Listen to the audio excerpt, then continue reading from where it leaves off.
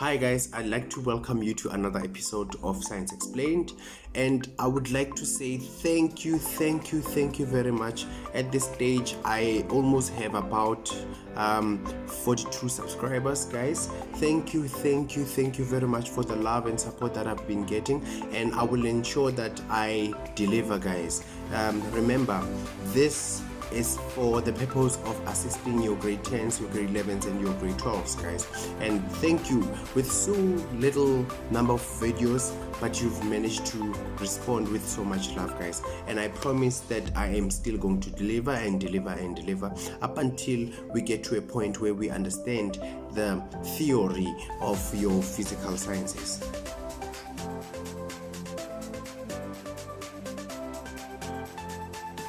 Today's lesson is on your haloalkanes, which are also known as the alkyl halide. Now, I am going to give the opportunity to our soul sister known as Evodia, who's going to further explain to us what are these haloalkanes.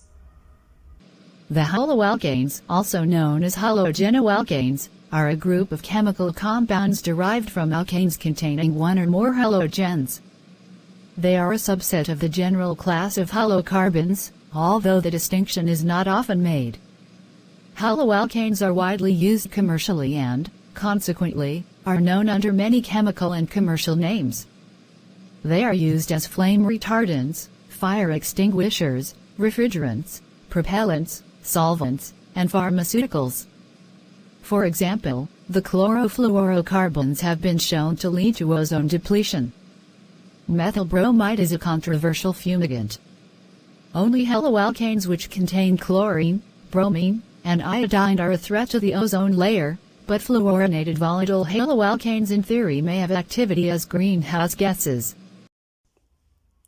Thank you very much, Evodia, for that good insight. Now we can further unpack the concept of haloalkanes. Right. Now, guys, I did explain this whole concept of naming when it comes to your alkanes and alkynes in my previous video. What I would want you to now pay attention on, especially when we talk about your haloalkanes, there's a different way that you are going to name your haloalkane. Okay, so let's say, for instance, I'll be adding fluorine to an already existing alkane. Okay, say now I name this haloalkane. I'm now going to say fluoroethane. Say I was adding chlorine, it was going to be chloroethane. If it was iodine, I was going to say iodoethane. Do you get my point? So we start with the halogen and then we end with your alkane. Mr. K, I just need to make sure that I understand what you are saying, because I'm adding an alkyl to the alkane. When we name, we start with the halogeneral and end with the carbon chain, which in this case is the alkane, and this depends on how many carbons are present in the chain. Yes, Evodia. It's very important to count the number of carbons that you have in a chain. That is going to assist with the naming, simply because you can always shift your halogen from carbon number 1 to carbon number 2 to carbon number 3. So that is going to play a very big role when you name. Is that clear?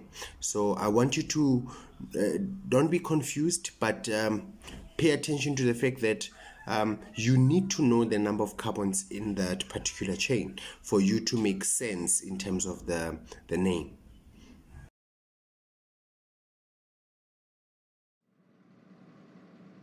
Mr. K, I am almost there and I get where this is going. It's just the naming that I'm still struggling with. I'm confused, Mr. K. I'm really struggling to follow. Isn't there a way we can have a step-by-step approach?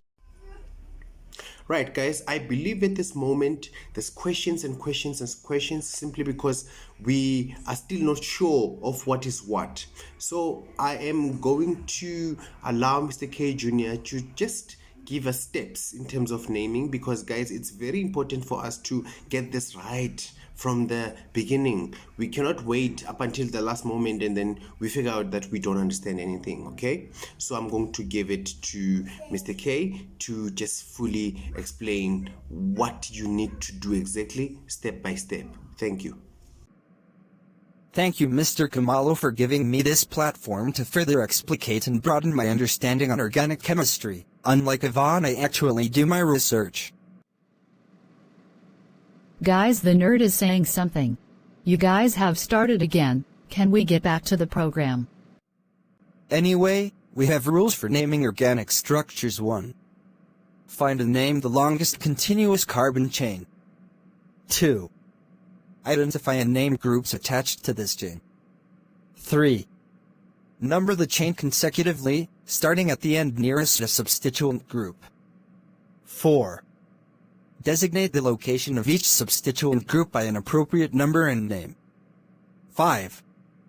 Assemble the name, listing groups in alphabetical order using the full name. The prefixes di, tri, tetra, etc., used to designate several groups of the same kind, are not considered when alphabetizing. Now from me, Mr. K Jr., I hope that we managed to clarify any misconceptions. I, for one, still have questions on naming. Even though I hate to admit it, that Mr. K Jr. was able to make me understand just a bit. Otherwise, I'm going to have a look on how they normally approach this question in previous question papers. There you go. It's nice seeing you and Mr. K Jr. actually agreeing on something. Well, enough on our drama. What matters is what you, the viewers, feel about the show. Please send your questions via YouTube. On the next show, we cover alcohols, aldehydes, and ketones. So please stay tuned. Remember to like and subscribe from all of us. We love you.